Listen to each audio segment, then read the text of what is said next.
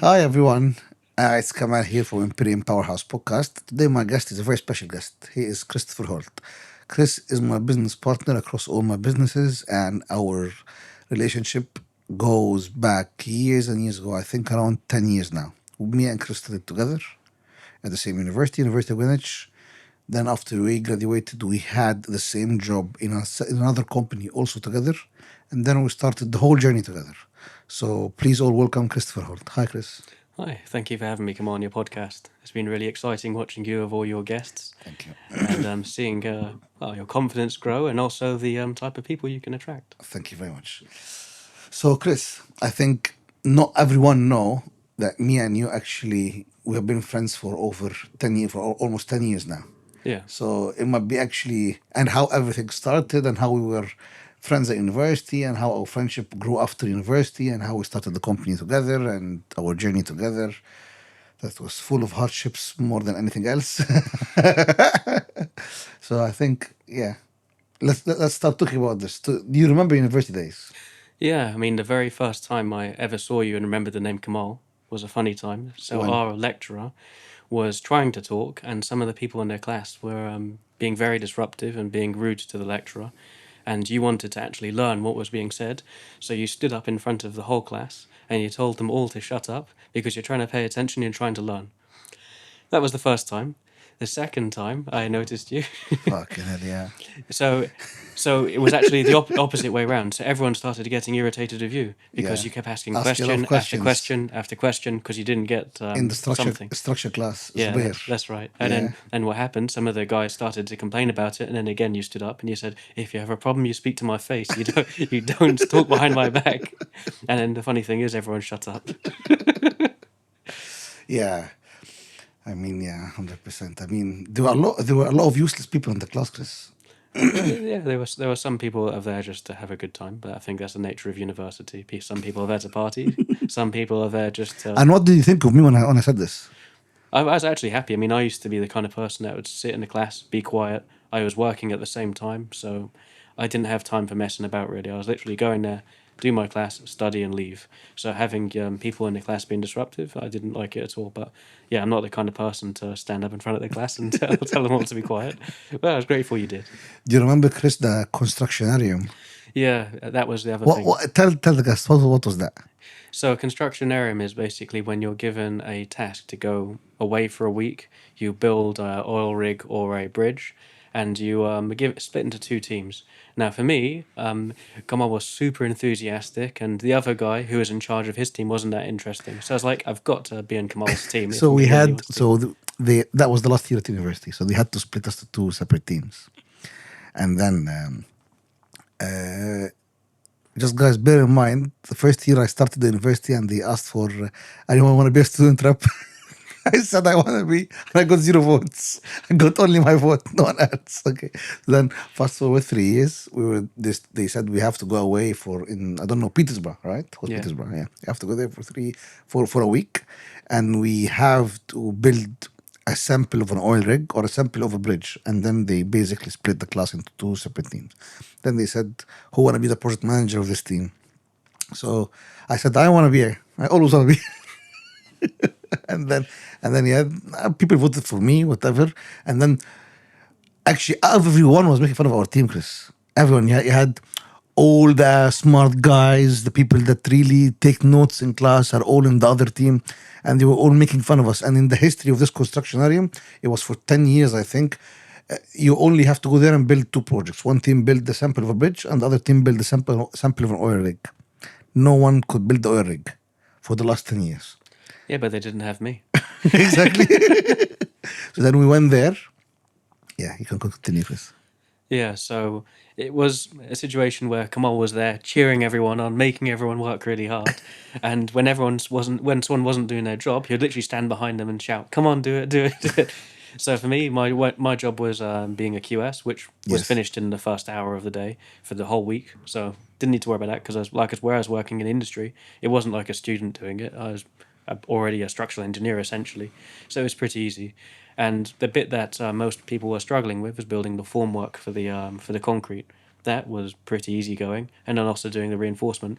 So we did that in record time. I think we did it in the first 2 days, and then the people actually started to slow us down, I think, because otherwise we run out of stuff to do.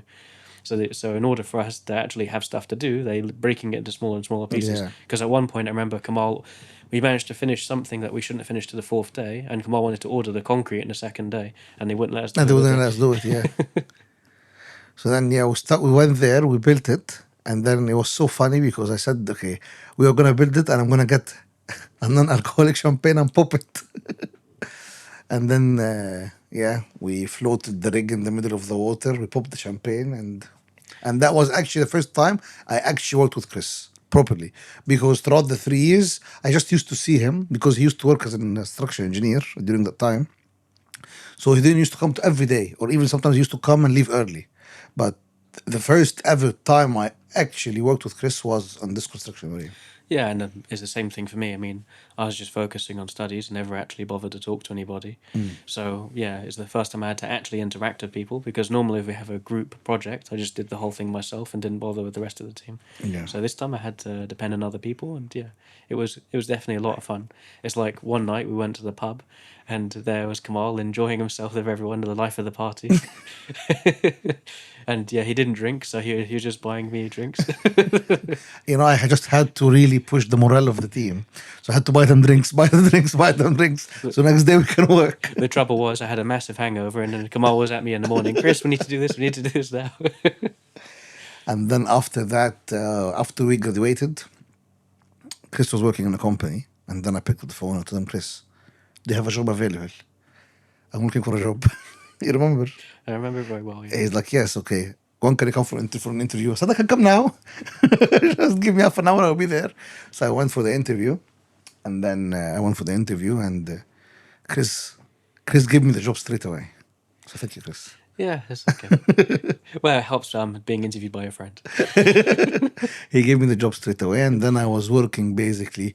He was my boss. He was the senior engineer, and I was just still starting. Yeah, and it worked out well. I mean, Kamal was mathematically very good, so teaching him how to do everything only took, what, a month or two?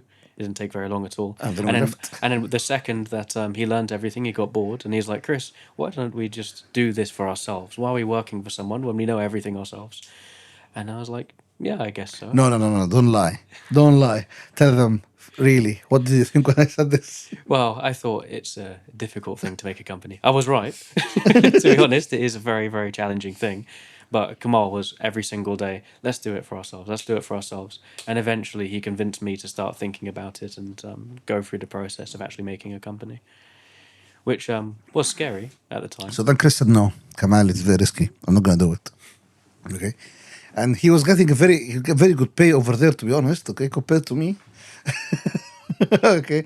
So then, of course, me trying to convince him that let's leave this job and let's start our own company, he's looking at me like, he was getting a very good pay. He's looking at me like, if you are on my salary, you're not going to tell me let's go and open another company. Then he went on holiday for 20 days, I think, 15 days. Yeah, but I resigned when I came back. Yes, and then he came back from the holiday. He resigned on the same day. And he said, let's start the company. Yeah, because 20 days of me thinking about it, I was like, yeah, actually, I'm pretty sure we can make this work. And especially it helped as well when I was away. I got a call from someone, and we actually got our first project before the company even opened. Yeah. And the guy was saying, oh, I really trust you, Chris. I really want you to do this. I want it to be you guys who actually does the design. So he came back, and then he came back from his holiday, and then he resigned same day. He didn't even give me notice. He didn't tell me his plans that he's going to resign. Nothing. And then he resigned, and then we started. Yeah, and I was like, okay, Kamal, you need to resign now. and he saw how angry the bosses were, and he was like, oh God, Chris, this is bad. It's so bad. Yeah. Yeah, but it was worth it. Are you sure? Maybe. So, Chris, what is the biggest challenge that you ever see that you faced since we started the company till now? Well, I mean, there's quite a few, but I mean, the very first challenge we faced was creating some kind of legitimacy for the company. It's like the very first few projects we did in Ashford. The council gave us a really hard time because they never heard of our company, and Normally, when I was working for the other company, because the name was out there, they didn't really question the design too much. They just saw what it was and were okay with it. But when they saw our name, they were asking questions that had never been asked. Yeah, but I'm sure this is not the biggest challenge you had. No, it was the very first time we ever No, got no, no, no, questioned. no. Forget that the first time. You were one of the biggest challenges. I'd say growing the company, really. Yeah, Trying to, let's talk about this. because when we were trying to grow the company, we wanted to take over the industry. We didn't want to do it slowly. We wanted to actually make an impact. So rather than growing organic initially, actually what we're trying to do is, I guess, do what Netflix does: just go in and take over, use our fast pace and enthusiasm to overtake what we saw as a bunch of dinosaurs in the industry, which were taking ages to respond to emails, ages to send out reports, and we thought we're better than most of the competitors. Let's go and do it. So we started hiring people and growing, and we got bigger offices, more than one office, lots of engineers, lots of admin, lots of marketing campaigns, lots of budget into the things. And in the end, what happened? It made it really difficult to manage. So we had to take a step back and then start trying to grow organically once the lesson was learned. So, what do you think was the biggest mistake in this lesson? You have to hire the right people. We were hiring people because they said they were the person, they said they were a structural engineer. So you do the interview, they come across as a structural engineer, makes sense. And then actually, when after about 2-3 weeks, you notice that actually they don't know as much as they should. So then what do? We've already taken on the jobs, we've already gone to site visits with them, they've already got projects assigned. So do you let that person go because you know they're not good? So then the thing is, just having one person like that's not a problem. It's when you have 10, and you then need to deal with the consequences of having 10 people that aren't quite up to it. You might have 2 or 3 good people, but those 2 or 3 good people are doing the work what the others should be doing. So when you have to turn over a vast quantity of money, you have 4 or 5 people doing all the work, and then the other 10 just coasting. Why? Because you don't want to give them the work anyway because they can't really do it. But at the same time, you can't get rid of them because you lose the capacity for the site visits. So it makes it a bit difficult. If you go back in time, what would you have changed? I would have spent a lot longer going through the hiring process. Like now, we have 3 stages. At first, we have the initial vetting, then we have the initial interview, then we have a second interview, and then even then, if someone actually isn't going to work out, we're just honest with them straight away. We don't waste any time. No matter how painful it may seem in the short term, it always works out in the long run to make sure you always only keep the best people. And it's not easy to find good people, especially because the job we do is a massive shortage of engineers, especially good ones. So it takes a very long time to find good people. But when we do find good people, they stay. We had engineers almost since the beginning of the company that are still working with us. Okay. This is the challenges. What is one thing that we have done, Chris, up to now that you are so proud of? Let me repeat the question again because I was plugging my ears. 1 second. Because this thing hurts with my glasses. Yeah, I don't really have that problem. What is one thing, Chris, that you're proud of that we have done or accomplished since we started the company? I'd say the thing I'm most proud of is the fact that we're actually becoming our own clients. So what I mean by that is, as a structural engineer, offering your service as a structural engineer, that's fine. You go out there, you market, you get clients from all over the place. We've had a lot of crazy clients. We've had literally the Secret Service, the military, the RAF. We've had lots of government contracts, designing stuff all over the whole of UK. But when you're designing stuff yourself, so when we're buying our own plots of land, we're doing our own new build development, and we're designing it and building it. And when it's actually for us, yeah, that's something that is much better. Are you proud of that? Yeah, What is one thing that you want to achieve in the next 5 years? What is one thing that you want to achieve in the next 5 years? What is one thing that you want to achieve in the next 5 years? I would say to make that the company is 100% for us. So you want to be not be accepting any external clients. You want us. I would say no. only I would like it that Only we by invitation. exactly, yeah. So we have clients that we like to work with, and they like to work with us, and it's a mutual thing. Because sometimes the entitlement of the clients is it's not fair sometimes, especially because, say for example, we have a project, we say that the return time is 14 days. We finish it after 3 because we finished it early because they asked us to, and then they then come after us for very small things, which doesn't make any sense. They don't actually appreciate the fact that we provided them a very good service. If we're the clients for ourselves, we don't have that problem.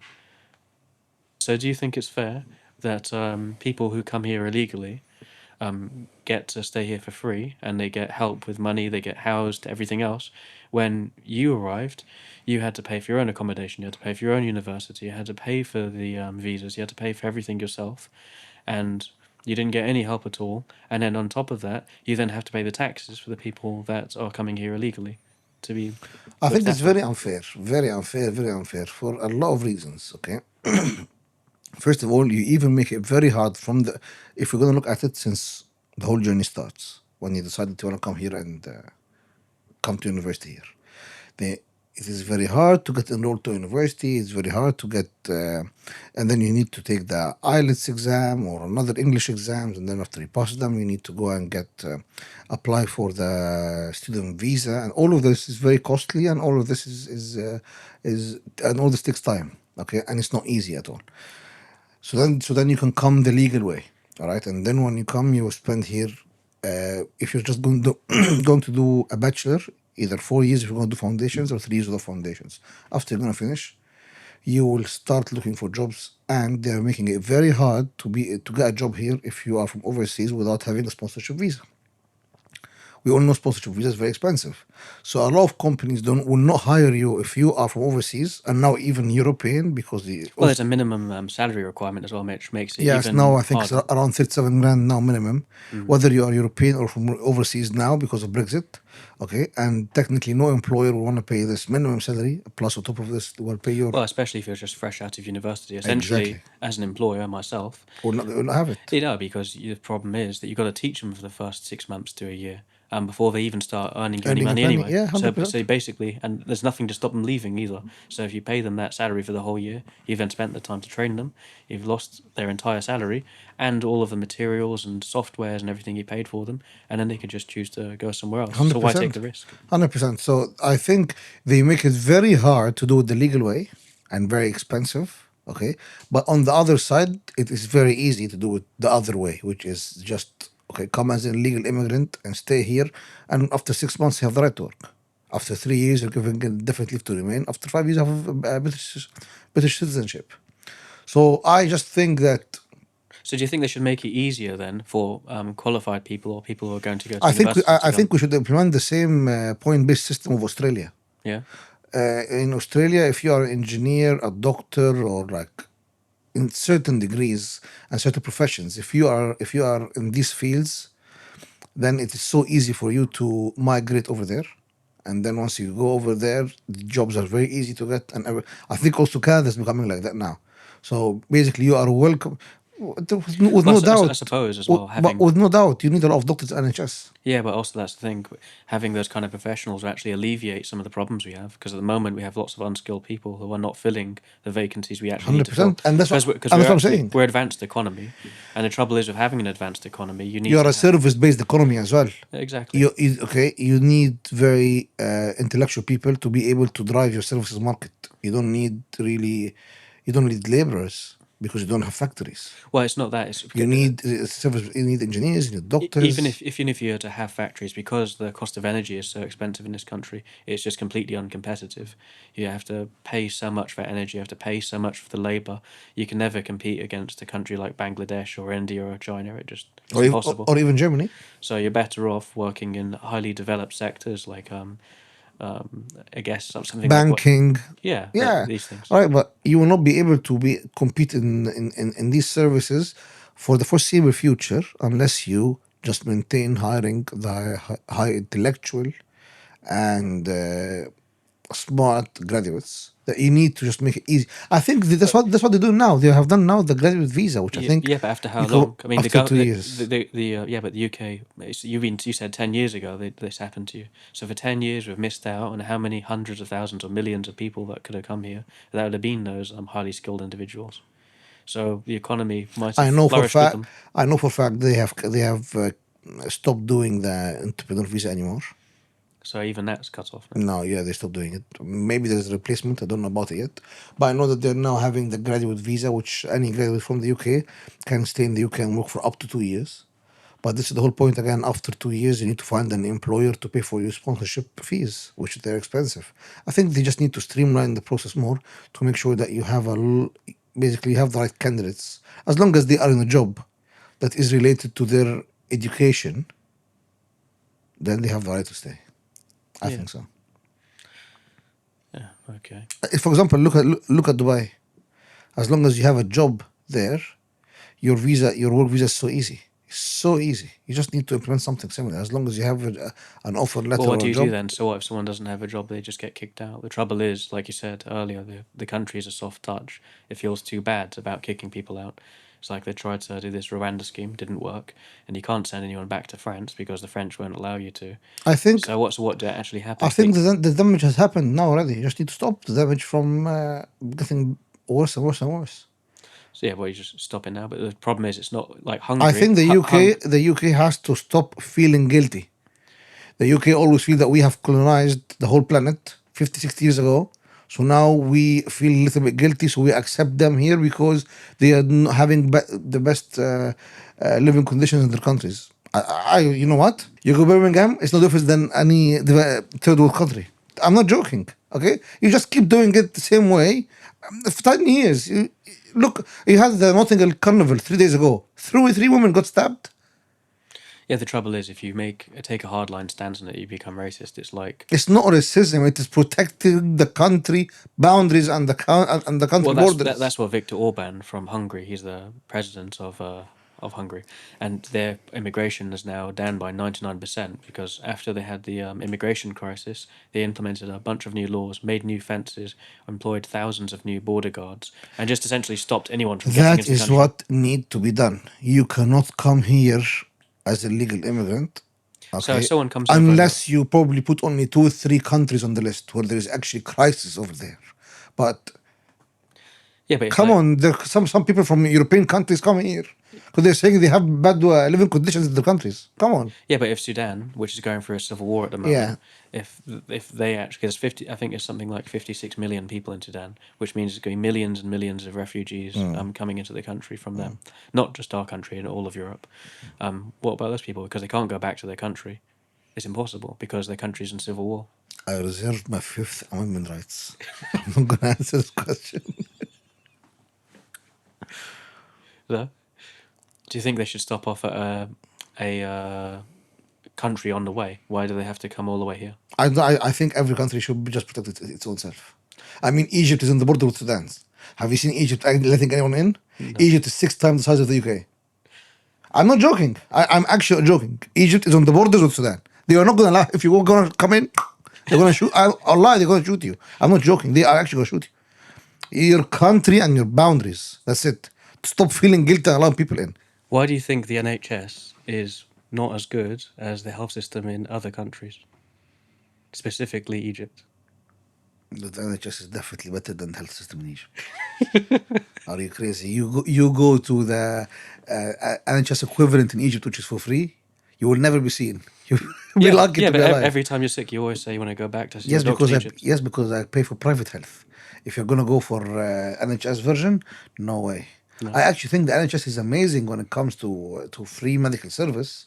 The only problem is it just became very overwhelmed. I actually think it's actually very good. But then probably when you compare, I don't know, but is Sweden health system, is it free? Yeah, I think most places are actually. Yeah. So in if you're Europe. gonna compare Because it, in Europe, I think they have the European insurance that they use. I don't know, but I mean, if you're gonna compare it to the Scandinavian countries, of course the UK is not great. If you're gonna compare it to the US, also the UK is not great. So with America, I'm pretty sure the only reason that people who are working class actually get any medical care at all is because of Medicare, which is something that Obama set up. Yeah, but you pay for it. Medicare is not free. Is it not free? Nope. Oh, I didn't know that. Nope. You pay for it. It is subsidized medical care, but you still pay for it. It's not free. Yeah. So anyway, definitely better to be sick here than it is in the US. 100%. I mean, as bad as everyone says it is, they're just not great. It is still better than a lot of other places. The only problem is, which what I was discussing in the previous podcast, is the government spending on immigrants is too much. Is because I think the UK has the guilt feeling that they have to be accepting immigrants every single day, and they are not actually helping the economy. But you are just overpaying and overspending the government money, and Well, actually, immigrant is an amazing thing for the UK economy, especially politicians, because if you have 500,000 new people come into the economy, it means that the economy is obviously going to increase in size.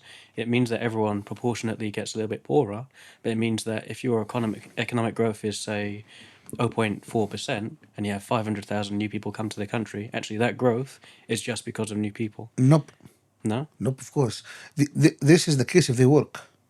Yeah, if they work, but they're not all going to be just taking benefits. And anyway, even Yeah, if but they're this is the majority now, because it takes them 3 years. They have to be on a benefit system for 3 years, or universal credit for 3 years, till they look at their case.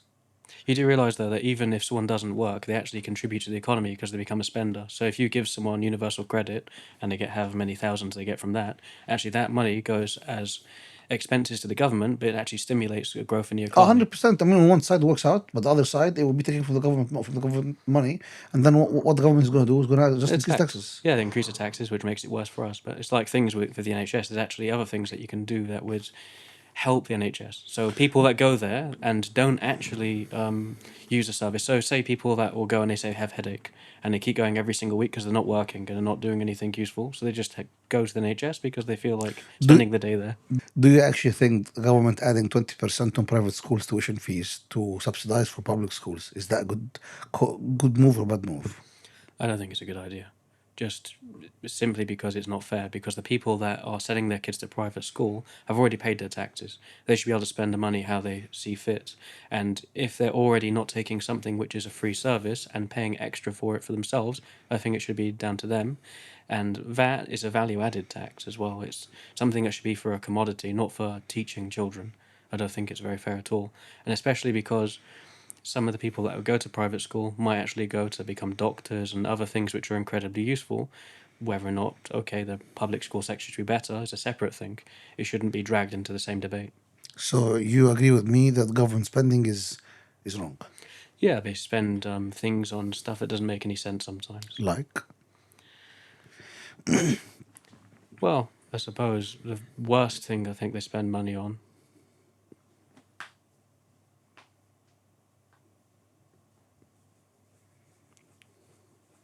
Well, is it that bad, the list?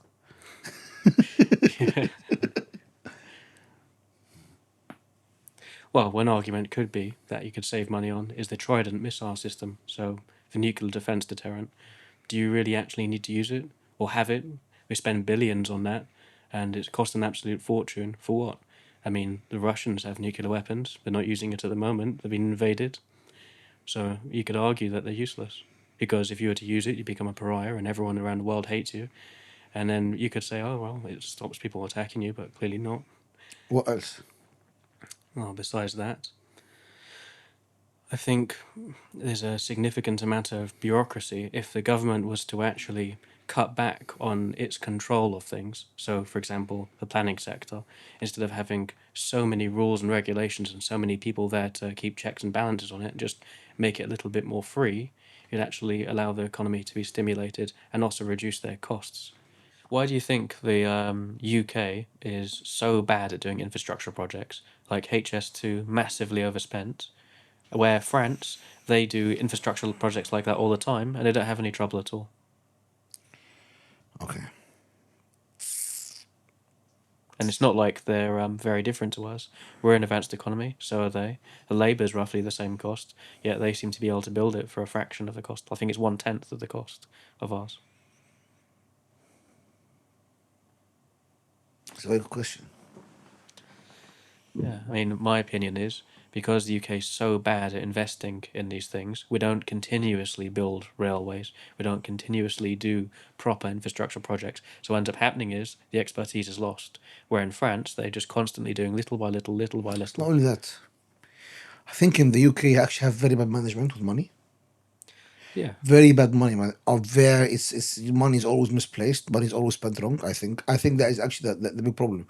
Okay, you remember because when we used to get projects from HS2, okay, the main contractor will give us a call, tell us if you can do it tomorrow, charge whatever you want to charge, Yeah. because there is no pre-planning. The money is not spent right. The main contractor knows whatever is our invoice, he's going to send it to the client. The client will pay. So it's just the money is not really spent properly, and everything is done last minute. And also, they don't want to take the hard decisions. It's like when they were building the line between London and Birmingham. One of the huge problems they're having is everyone that had any field or something they didn't want to have built in it, they would immediately say, nope, you can't build there. And then all of a sudden, HS2 they'd spend billions doing a tunnel underground just to not disturb the field. The thing is, I mean, okay, it's a field, it's nice and green, but is it really worth it economically to cost the country billions of pounds for a field when it would benefit I millions of think people? I think there was no pre-planning at all. I remember I was speaking with someone 2 years, 3 years ago, and part of their expansions they had to expand in Houston, I think, or St. Pancras, something like this, and then they had to basically relocate some people from their houses because these houses are going to get knocked down, and they're going to build the network rail there, okay? Which at the end of the day is happening anywhere across the planet. If there's a government project and you have to build an infrastructure project for the benefit of the country, as long as you pay them, okay, at the end of the day, this is for the benefit of all, not benefit of you. So then what happens is you can do that. This happens in Saudi, happens in the US, happens everywhere, okay? It does not matter. I think it is just the fact that the media was not taking the side of the government or the side of the HS2 or whatever. They were just promoting that people should not leave their houses. Oh, amazing. Well, also there was about the ecology. They're saying that the Yeah, frogs will be affected just and all that leave, stuff. leave the college side, leave the college on the side now. But if these people are not gonna get relocated, all right, how am I going to go and put a train line across? If I am buying you out, I'm buying your house. You can take this money as long as I'm paying you the fair market value, and you go and buy a house anywhere else. And the majority of these people were actually social housing, so that they actually don't own the house. The council owned the house. But it's just the fact, the bureaucracy that they don't do these projects every day. There is no pre-planning. They are doing everything last second. It's just all shit.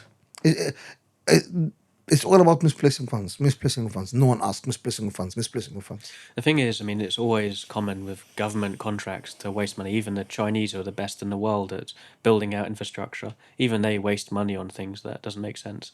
The thing is, you got But say for example. is it ever 4 or 5 times the actual value of the project? No. Well, I was about to say, so with Egypt, they're building the new capital at the moment, and I think they spent like 100% of GDP on building this new city, and it still isn't built right. And there's an argument to be had whether or not they should have just redeveloped it, the actual city itself already Cairo, because they've already got a city there, rather than building the new capital. They could have just made new Let me metro tell you lines. something. I completely disagree with building the new capital. You do. 100%. I think it's a shit idea from a dumb president. So, because the thing is that I think I'm right in Uh, saying it's the Parliament building is the biggest in the world now the mosque is the biggest in the world.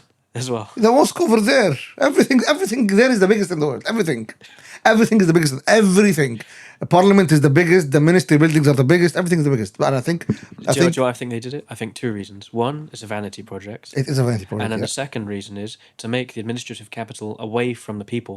Nope. So next time they're trying to do a revolution, they can just cut the road off and that's it. No? That's what they would tell you on the news. So then no. I believe the president just wanted to say, I have done something. And you know what? Okay. There is always two types of projects. There are projects with short-term gains and projects with long-term gains. If you're going to focus on projects with short-term gains, you need to redevelop industrial estates, redevelop farming fields, do better policies for importing and exporting, and stuff like this. And this is the only way that you will be able to. This will be the only way that you'll be able to get short-term gains. And then you have the long-term gains projects, which is building a new capital. Well, the thing is, like Egypt, Building a new capital or building an extension for the Suez Canal, this is not a project that's going to give you a return straight away. It's going to give you a return after 15 or 20 or 30 years. So I believe what should have been done, all this money that got spent in the desert to build a city that it's like a zombie city. No one is living there. All right. I don't know when people going to live there. And it's very I think expensive. at the moment it's just people working there, isn't it? Yeah, it's just stupid, okay? I think they should have redeveloped the existing capital by doing more underground lines, building more schools, more universities, more hospitals. You actually Or they could have just made more economical centres. So what they could have done was, so they had a massive problem with water safety in Egypt. So they're always worried about the Grand Renaissance Dam being closed by the Ethiopians, yes. and then you have no water to keep the crops in it and the 100 odd million people fed. So what they could have done was to guard against that. Instead of spending so much money on that, they could have built desalination plants and No, actually no, no, no. They're still doing all of this. still doing it as well. you know, they're doing all of this. But what I mean is, doing the new capital Cairo or new Cairo capital, I just think it is a stupid, dumb idea because it was not needed. You could have extended the existing capital, rebuilt a lot of stuff in the existing capital, did a lot of redevelopments for hospitals, schools, new factories, industrial. The thing is, what's the You difference? want projects that will be able to give you returns straight away because Egypt does not have all this money to keep spending on new capitals and new cities and all this. You know, it's just better to do straight away some projects that will be able to give you short-term gains. Yeah, the thing is, what's the difference between that and what Saudi Arabia are doing? I Now, guess Saudi Arabia have the money, I suppose. I'll tell you something. First of all, you compared the UK to Egypt, right? Yeah. I mean, come on. Okay. I mean, the UK should not take Egypt as an example. Okay. If the UK fucks in HS2, that does not, it's not good excuses because Egypt fucked up in the new Cairo capital, so we can fuck in HS2. No. I mean, okay. The big difference between all these countries and then compared to Saudi Arabia is very rich with oil. All right. So Saudi Arabia's sovereign fund is one of the wealthiest sovereign funds across the whole planet. So they have the ability to be able to spend this. Right? So you cannot compare Saudi Arabia to any of these countries. You cannot, including the West. You cannot. Yeah, but what do you think Saudi Arabia are better off doing what Norway has done? Essentially just having a national wealth fund that pays dividends every single year. And now, I think... But they have been doing this for years. Yeah, but the Saudis I could mean- have done that, and they wouldn't have had, because at the moment they're bringing so many people to the country. And actually they, I think, import some oil sometimes now because they're spending so much oil on creating energy to keep the air conditioning units going, and they spend so much money on food as well, importing food and other things. Is it really a good idea to grow a population inside a desert, essentially? It is because if you're gonna compare, look, if you're gonna compare it to, Emirates, right, or to Qatar, it's doable and it's amazing and it's good. Some of the projects are just too big, okay, but I mean this is the country's ideology. They just want to be Yeah, the the biggest. giga project country. Okay, they have the ability to do it. Whether they're gonna finish all of them or no, I think actually they have a different problem. What's that? They don't have a problem with funds. I think they have problems with finding good contractors, or enough contractors. Well, the thing is Enough, that they're the enough kind of projects... contractors, enough contractors to be able to do sport. Because how many handful contractors across the whole planet that can do like Olympic City in the top of the mountains, or the Line, or the big block. Well, I was going to say, some of the ideas that they had will be so difficult to implement for even the best contractors on the whole planet. Exactly. So I if think just the line itself is such a complex thing. exactly, and that's what I mean. Their problem is not the money because they have an abundance of it. The problem is finding the appropriate contractors and enough of them to be able to execute these projects, start them and complete them and finish them and hand it over before 2030. The thing is, it's like the line. So if they actually built it, say magically it was just built and it's done. The metro lines that they have in there that they say they're going to be able to transport everyone across the place. Hyperloop one. Yeah, but the thing is, it's impossible, physically impossible for that many people to live in that place and to be able to transport on it because they say you can get from one side of the line to the other in like, say, an hour, however long it is, I can't remember. Even if it's 2, that's a good amount of time. The thing is, it's so long, and how many stops you're going to have for all those people? So you're going to have like 200 stops. So it means that all of a sudden it's not... I'll not tell you that much something. Let's just agree on something. Me and you are not the right people to examine or to say our opinion. on such a big project because I'm sure we don't know the ins and outs. But let's leave the project viability on the side. But we're just going back to the development. I think Saudi, if they can pull this off, Saudi will change.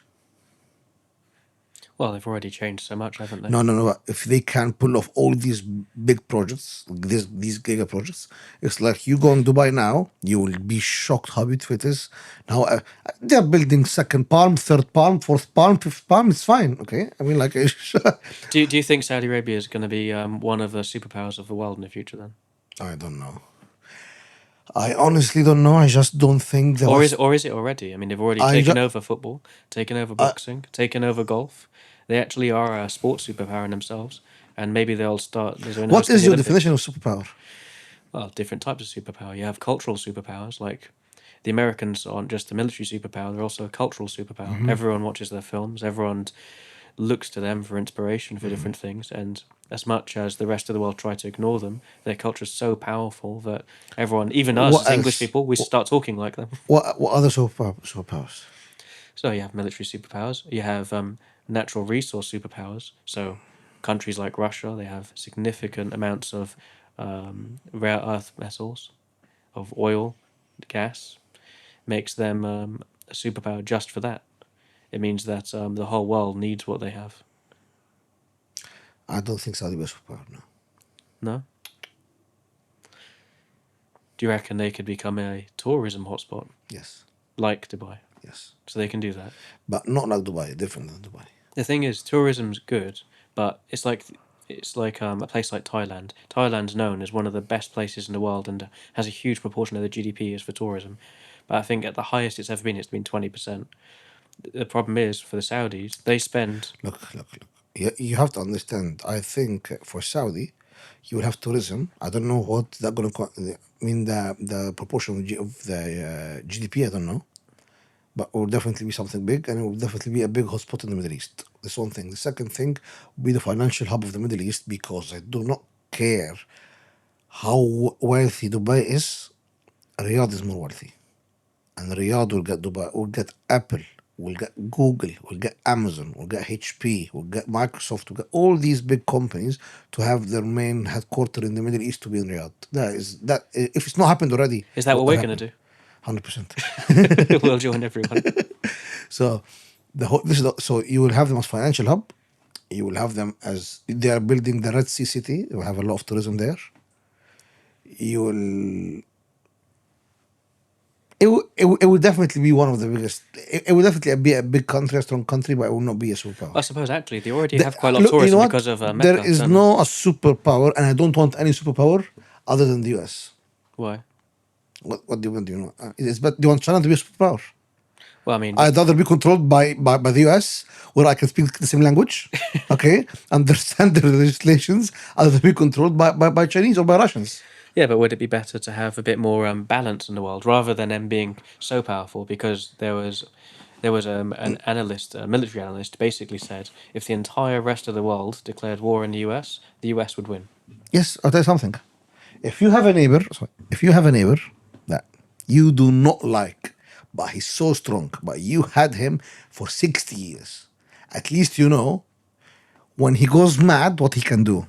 All right, so you know the extent of him. You know he's not gonna press the button. Actually, the Americans did. Until now, they're the only power in the world that's actually used nuclear weapons. Yeah, but they're not going into crazy war again Well, better hope they don't. exactly. Because otherwise, But if you give no superpower to China, you don't know. well, If you give it to Russia, you don't know. I mean, it's better the devil you know. we've seen. It's better the devil you know, better than the devil you don't know. At least you know what to expect from the US. Well, I mean, the thing is, everyone demonizes the Chinese, demonizes the Russians, and I don't agree with what they've done, but they haven't used nukes. Neither of them. I'm not demonizing them. Even the North Koreans didn't. I'm not demonizing them. I'm just saying the devil you know is better than the devil you don't know. Yeah, true. But Do you want to be controlled by communists? No. Exactly. And I think that the policies they have in terms of economic meddling isn't helpful either. Exactly. So better the US. Well, I wouldn't say the US. I mean, I'd say better to see whoever has the best economy and whoever has the most efficient one. That's the whole point of capitalism. If China has is a communist country, has the strongest economy. They're not Do you completely want to communist. be They're kind of controlled by capitalists. China? Wait, no. But I mean, it's a bit like the Saudis have taken over various things, have taken over boxing, the football, and other things. The Chinese, they've been going into America. Most of the national debt of America It's controlled by Chinese. yeah, it's controlled by the Chinese, and it's not just them. There's countries all over the planet, like Sri Lanka, got debt trapped by the Chinese, and they took control of a port. Here's why you know the difference is What's that? that at the end of the day, the whole monetary value or the whole monetary market or the fiat currency of the whole planet is US dollars. For It's now. not Chinese yen. Yeah, but the BRICS It's is not. trying to stop that. So let's say again the BRICS. What are the BRICS. countries there? Oh, Saudi Arabia for one. Yeah, exactly. What else? What else? Brazil. Yes, Obviously China. yes. Russia. Yes. Let's go one country at a time. Brazil. Yeah. Where are they? What are they doing? They're struggling as fuck. So I mean, like, Also, South Africa's part of the BRICS as well. yeah, but I mean, South Africa don't. And I'm pretty sure Iran. South Africa is not superpower. Iran might be joining too. Yes, but all these countries use US dollars. Anyways, I mean, Well, I mean, the thing is, they're trying to stop it. So the Chinese yen. okay, is Egypt is 18%. part of BRICS. Okay. Is it as well? Yes, I didn't know but I'm that. telling you, if you're gonna have Egypt there, go get a life. Then me and you can go form a country and go join BRICS. They will let us in. Yeah. Yeah, 100%. Okay, no way. Is that our next move? We'll go and No. go make our own country. But I mean, honestly, it's just BRICS. So you don't think that BRICS will ever pose a problem? No way. No. The US, whether you like it or no, the US controls Saudi. The US controls Saudi Arabia. And when Trump comes into power, he'll control even Saudi Arabia more. So the US, so Saudi Arabia and BRICS, that's nothing, right? The Saudi Arabia is never going to go against the US. Well, yeah, for now. They're never going to go and create another currency that will be competing against the US. They cannot. Yeah, but also. They sell their oil with US dollars. Yeah, but don't you think that the US is eventually going to retreat completely out of the Middle East and then it become irrelevant? They've already left Afghanistan completely. I mean, the Taliban took charge again. Iraq is now controlled by their own government. The Americans are basically gone. They've got like 2 bases there. And the Iranians are attacking the Americans all over the place, trying to get rid of them. So at some point, it might succeed. maybe, but I don't think that the US will lose its. And the US isn't exactly it's not exactly popular in the Middle East. Pretty much every single Middle Eastern country doesn't like them, and for mostly good reasons. It's not like they've done much good over there.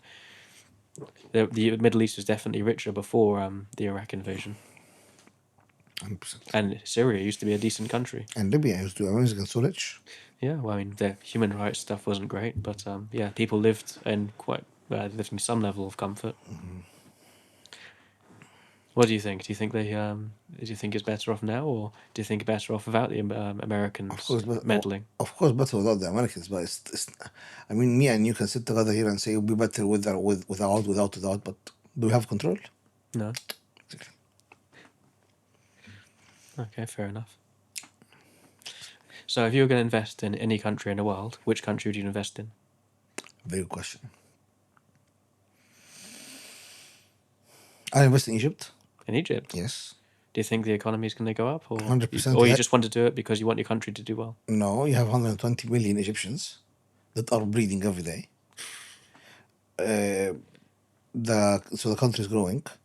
They have already built projects with long-term success. So this success will come one day. A lot of startups are now taking place in Egypt because in Egypt, especially in Egypt, you have to either be a doctor or an engineer. All right, 90% of graduates are doctors or engineers. So they have a lot of startups. It's a very fertile economy. It will definitely grow, and probably in the next 10-15 years, it will double.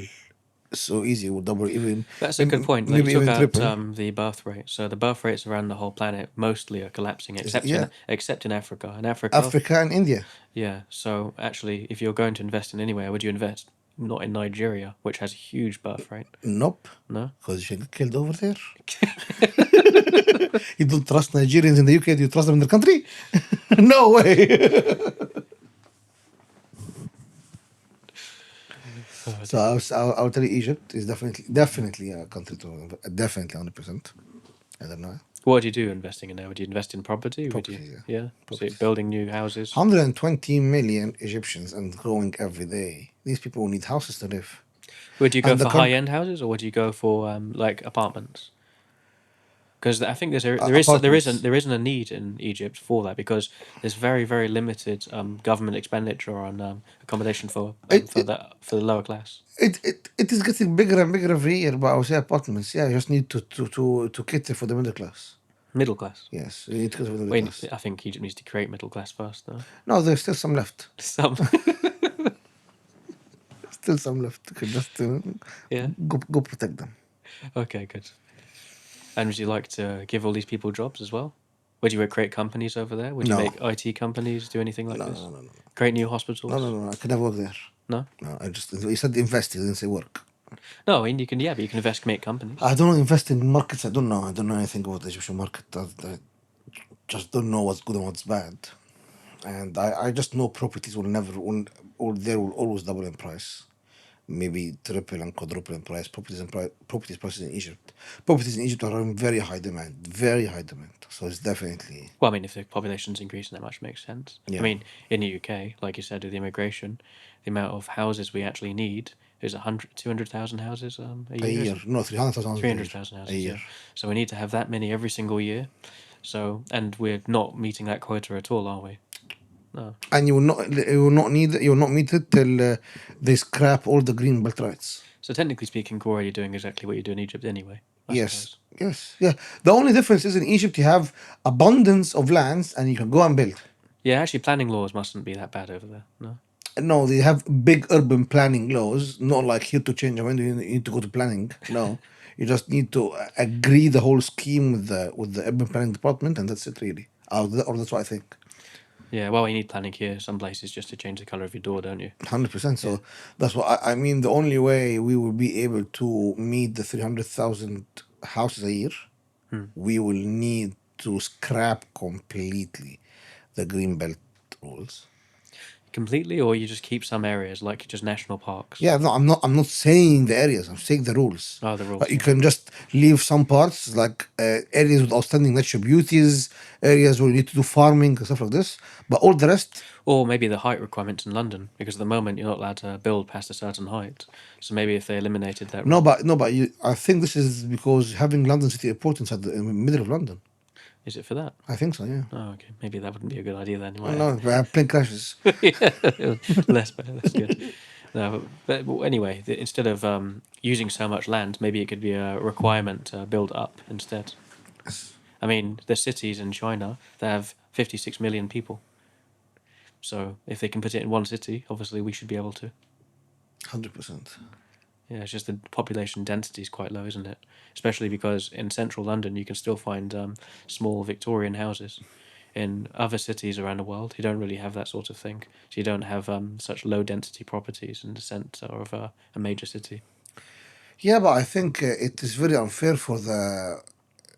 No, I mean, look. Well, New York, for example, do you see a little Victorian house in the middle of New Yes, York? you still find houses there worth tens of millions.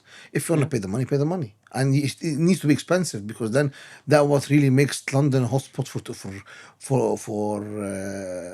for tourism, for special type of tourisms that come in London and spend the money. Do you want to see these things? Yeah, 100%. Otherwise, London will go bust. Yeah. I mean, the hospitality sector in London is struggling as it is at the moment because there isn't a lot of high spenders. Well, I mean, around You Harrods, don't want to get there's lots of wealthy Middle Eastern people that go to Harrods in that area. exactly, but these people all have big houses in central London. If you're going to give them flats, they're not going to come back. Yeah, I guess if you go to like inner and outer Sar around this area in London, there's insane houses, isn't there? Exactly. I mean, you need to keep them. You just like if they are willing to pay, Yeah. keep them there. But then that's the problem, is it? The population density, because there's, like you say, there's what 4 or 5 people living in one house, or not living there at all. They just own houses all around the world, and this is just one of their holiday homes. Yes. It's like what the Spanish have problems with in their islands. You have rich people buying the places and are not using it; it's just empty. Yes. So if you're able to take back those things and make it into high density accommodation, Yeah, but that will ruin the whole idea behind London. You don't want London to be a budget city. no. No, you can try it. Well, It's not gonna work. it might mean that all of a sudden accommodation becomes cheaper for everyday working people, though. Yes, but you always will have hotspots that will always remain expensive for certain class, for certain people that are happy to come and pay this amount because these people have bought the property, have paid their stamp duty, so they have the right to stay there. Yeah, but if you offered If a good the, amount of money to buy the property from them, they wouldn't say no.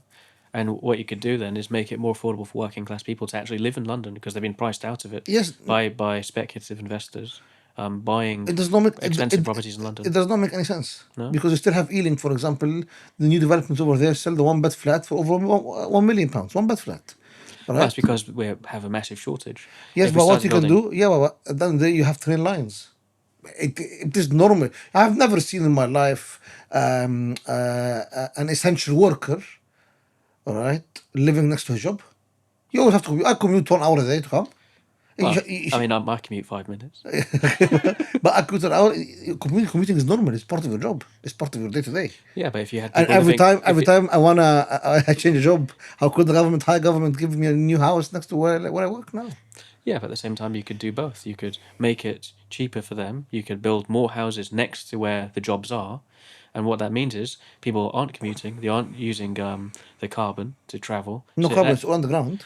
I mean, the thing is, it takes some CO2, doesn't it, to get Yeah. transport these people to where they're going to work. If you manage to create high density accommodation right next to where they work, it's actually better for the environment. And what's it do? So one building might keep 2,000-3,000 people, But and maybe one but sheikh doesn't have a house. but that all right. That means that only the work in central London. What about And the and work? and also, What about the work outside central I'm London? actually sure economically it's better as well because all of the sheikh or whoever it is, the Chinese billionaire, Indian billionaire, whoever it is, they're one person. They can go to one restaurant a night. They can only spend so much money.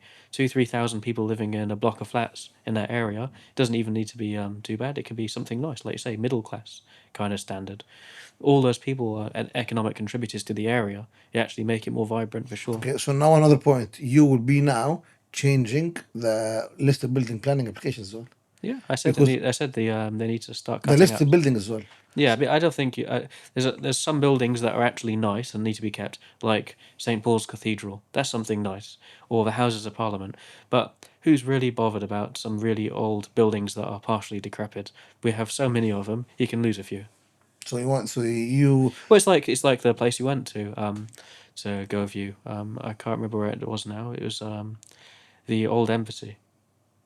It was next to the Lithuanian embassy. Anyway, it's an old building. There's a swimming pool inside a basement, literally destroyed, and the building's falling apart. the one they want to see Yeah, the house for sale. yeah. What Holland Park. Holland Park. Yeah, Yeah, yeah. That place over there, you could build an entire apartment complex on it. yeah. And what you have one family living there. No, it's empty. Well, at the moment it's empty, and it has been empty for how long as well, Hmm. and it's just fallen to ruin. But yeah, you could reclaim these places, and if it's protected by listed planning, it doesn't help at all. Yeah, it is. Why? No, I mean it is protected. Yeah, I mean, it's protected, but it shouldn't be because it's completely useless. People could have been living there. Thousands of people could have been living there. Could be contributing to the local economy the whole time. So technically speaking, maybe 200-300 million pounds might be missed out because of that. What else? Well, I think a good example of that is some of our clients. We've had Russian clients in the past, and they've all dried up now. So in Park Crescent in central London, we used to do surveys and do structural designs for some of these buildings, and these flats are worth 20-30 million pounds. That place actually, I think, has some historical value because it's quite nice and people actually come to have a look at it. It's a bit like in Bath. There's the same sort of crescent over there, and people go there and enjoy looking at it. Now, could it just be made into a museum so it's enjoyed by everybody, not just completely cut off to the public? Or if it's being used by people who literally don't live there, because when I went to this building, I don't think anyone lived in these places. It was just completely empty. I was the only one there. No, And these places are all used to park money abroad. yeah, but that's the thing. It's by from foreign people who have billions and they just need somewhere to keep it safe. So it's like if you have a lot of money in China, the government might take the money, or they don't want you to take the money out of the country at the very least. They don't like it. There's actually capital controls in China to stop you taking money out of the country and investing in other places. So they have to try and find inventive ways to take it out. So if they do manage to find a way to take it out, they don't want to have it in a bank account. They usually have it in assets. So they'd rather buy a very, very expensive place in London that they're pretty sure the value is not going to drop. Or at least if it does, it only fall by a certain amount and then it'll climb again later. The thing is, if the whole of London just becomes a bank account, there's no one living there, and like you say, the high streets are dying because there's not enough people in there to actually spend anything. It's just a bunch of empty houses of just people just keeping money there. It's a very good point, to be honest. It's actually a very good point. Yeah, so what should we do about it? I don't know. Start controlling the amount of homes that people are allowed to own if they don't live in it, or at the very least they have to rent it out. The amount of places that I've been to do structural designs for, where no one's lived there for 4 or 5 years, and the owner doesn't really care. They're just getting us to do an extension just because they want to increase the value of the property. And they could have rented it out that time, but it's meaningless to them because the appreciation's so high in London sometimes in some Was. places. Well, was, but renting it out for them was a hassle. They couldn't be bothered, and it means that all of a sudden you have houses that are just ghost houses. No one's living in there, not even being rented out. What's the point? The point of a house is meant to provide shelter. It's not meant to be a bank account. Very good point. Yeah. I actually agree with you. Do. But I don't know what to be done. I actually agree with you very much. Well, I mean, if it was Because up to, you're right, high streets are struggling. yeah, and then if you manage to literally get all the people that are living outside London that are having to commute and waste so much time commuting, they'd have more free time and they'd be able to contribute to the local economy in Yes, but London then as well. yes, but they're not gonna give them any quality houses. They're living in tuna Well, cans. well, they don't have to if all those houses are reclaimed and you get proper accommodation built and all these places are converted, it wouldn't be so bad. Yeah. And it'd be more affordable as well for everybody. But for me, the way I'd actually stop it, I'd buy back some of these plots of land and actually start giving it out to contractors to redevelop. You could probably take thousands of acres off of these people straight away and it barely even touch the sides. Just people that aren't living there at all. So you are gonna buy it Just places that aren't back. being rented out and aren't being lived in. And if it hasn't been for at least a year, I'd say is my rule. So you buy it back. Yep. And then sell it to developers. Sell it to developers. You need to get the money back as a country, otherwise you'll be just increasing your. Yeah, but I mean, you don't have to sell it. You can actually give the rights to a developer to build on it for free, and then you go and you share in a profit. So someone like us, if the government did that, imagine they said, "Here's this plot of land. You can build X, whatever it is. If it's a new house, or you can build a new apartments, or a new set of houses, whatever it is. Wouldn't we take up the offer?" 100%. And we sell and we share in a profit. They could do that all over the place, and it would be a massive revenue machine, and also increase the amount of people living there, and it mean that again, less people having to commute. I mean, at the moment, one of the reasons why they're investing in infrastructure so much is because so many people are having to travel from outside London into London. Imagine if they were all just there anyway. People could just cycle to work. Chris, can you please tell us Yeah. what is your opinion about inflation and what do you think of inflation in the UK in the last 2-3 years? Well, inflation in particular is really, really dangerous for the country. The Bank of England has been controlling it by increasing the interest rates, which is good. It's the opposite of what Turkey's done, which is essentially destroy their economy by constantly leaving low interest rates. At least we did that. But what it's done is it's harmed everyone. And high interest rates, if they're left unchecked, say for example you've got 20% interest rate, it means that all of a sudden borrowing becomes impossible and it makes it very, very difficult for everybody. But it will bring down the inflation. But then if you have really, really high inflation and you just leave it unchecked, it means that everyone in the country becomes poorer because the money in your account it's worth less. But also it can stimulate the economy because it means that if you've got £1,000 in your account, there's no point in having that money in the account. You might as well go and buy something, which then makes the country run a bit too hot, which is also not good because it means that the prices of everything increases because everyone's trying to buy all the same stuff, which is not good. So when the government decides to do quantitative easing and starts to spend an absolute or print a bunch of money to try and spend on different things, it can be extremely harmful for us all because it means that every single person in the country, every time they print £1 billion, our value of our money is decreasing. So people think it's not affecting them with this quantitative easing, or they think it's a good thing because it's actually very, very harmful. People don't think that they affect them for one reason because they say, oh, okay, how many are we out there? It's not going to actually affect us, but it's actually. Yeah, So unfortunately, and especially if they constantly do it. And it's one of the ways that governments pay back the debt. It's like the national debt at the moment. It's a huge burden on our economy. We spend more now on our national debt just on paying back the interest than we do on our defense budget. Or we imagine that. So if we imagine we had no debt at all now, we'd actually be able to spend that money on health, on education, more hospitals, more doctors. and all these useful things. But instead, we're spending on something useless. And not only that, it's increasing. The deficit's increasing, which is affecting all of us because it means that every single year there's less and less money that the government has to be able to spend on more things. And it means the more and more they borrow, which then means the interest rate increases that on the loans because we become a junk economy. It means that there's a high risk that we're going to default on our loans at some point. Internal loans. Yeah, I mean, luckily at the moment it isn't the case, but France, they have a higher deficit than us, and they just got downgraded. And because they got downgraded, it's like a double whammy. It means now that they had to pay even more because everyone who's giving them new loans is increasing the rates because they're now a higher risk. And because they're increasing the rates, it's actually a higher risk that they're going to default anyway because it means that the debt burdens become higher. Yeah. So how do you think we can sort this out? Well, you could take the example from the Argentinians. Javier Milei at the moment is changing the entire country's economy. The inflation now is the lowest. Yeah, he's taken drastic measures. He cut out pretty much all of the subsidies for the whole country, for the food, for oil, for the energy. It's very, very painful for them. But what it's meant is he's like shocked the economy to the point now where it's possible if he keeps it up, if he manages to stay in government somehow, it might be difficult, especially the amount of suffering they're going through. But at some point, he actually had a surplus last month, a government surplus. So they actually brought more money in tax revenue than they spent, which then can go to pay down the national debt, which is something they've not been able to do in a very, very long time. And if he keeps doing that, all of a sudden, all that money they've been wasting on paying for debt, they might actually be able to put back into public services, which in the long term would be actually a very good thing for them. The problem is with our previous Conservative government, when borrowing costs were very low, they were reluctant to spend the money. And then all of a sudden, COVID came along and they opened the taps. And actually, it was a bad time to do it because the interest rates were incredibly high.